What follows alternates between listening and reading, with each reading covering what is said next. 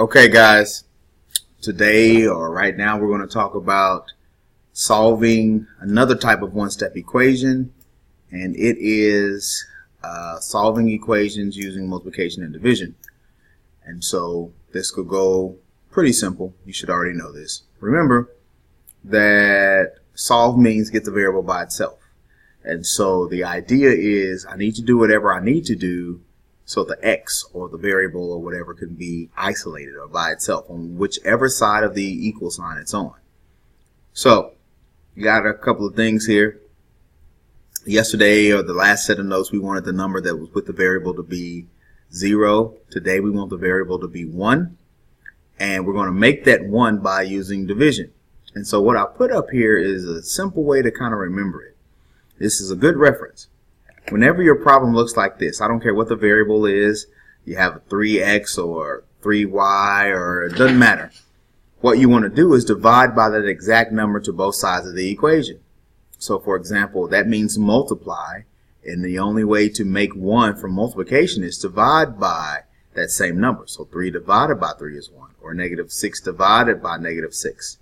So in that case, just divide if you see something like this, by this number or that number. Those are called coefficients.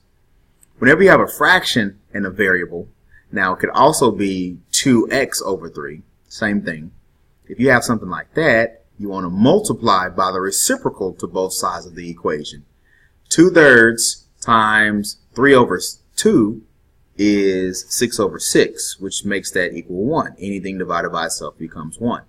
So whenever you have a problem like this, what you want to do is multiply by the reciprocal. Now, this means division. X divided by 2 or x over 2. Whenever you see division, you're going to multiply by the denominator to both sides.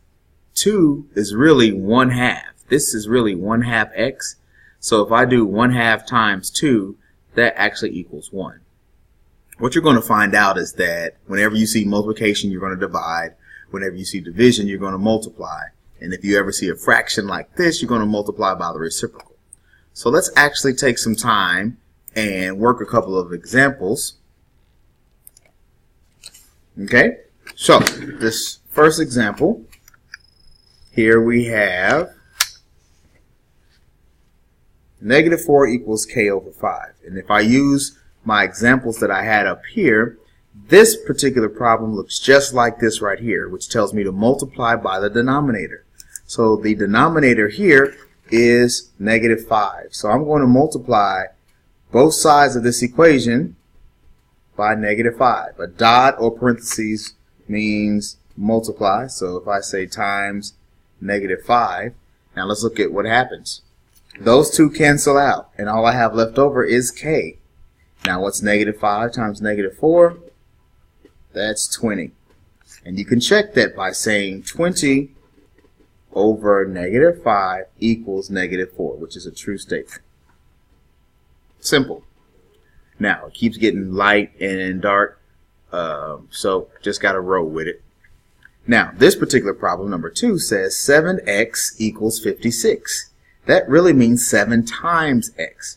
And so when you multiply, automatically you divide. But which number do you divide by? It's the number that you need to get rid of. So I divide both sides by 7, which equals 8. And if I put that back in, 7 times 8 equals 56.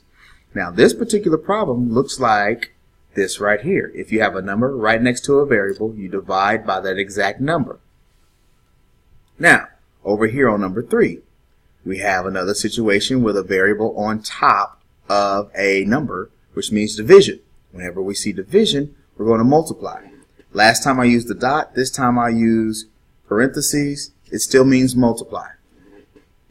So if I multiply this by 3 to both sides, I hope I ain't wrong, but I believe that's 4.5.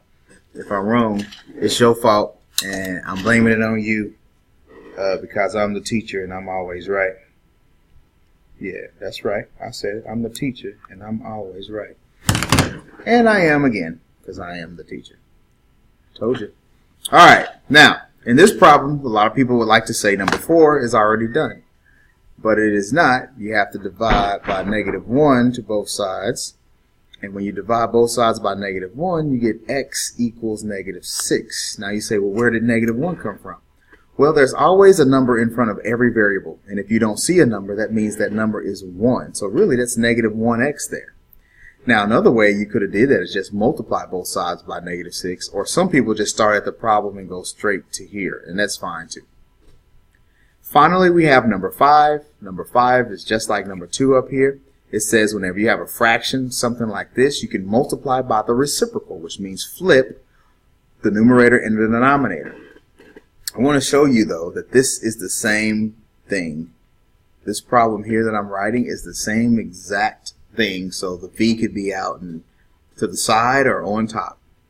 Now, what you want to do is multiply by the reciprocal, not with the v, just of the numbers, the coefficients there. So the reciprocal is 9/5, and I multiply by 9/5 to both sides. Now, what happens here is you get 45v over 45, which that cancels out.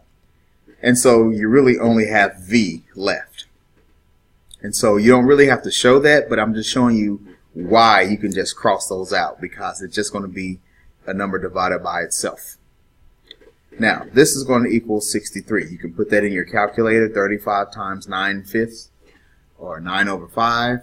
The way I do that, just very simply, is I take the denominator, divide it into this whole number. 5 goes into 35 7 times.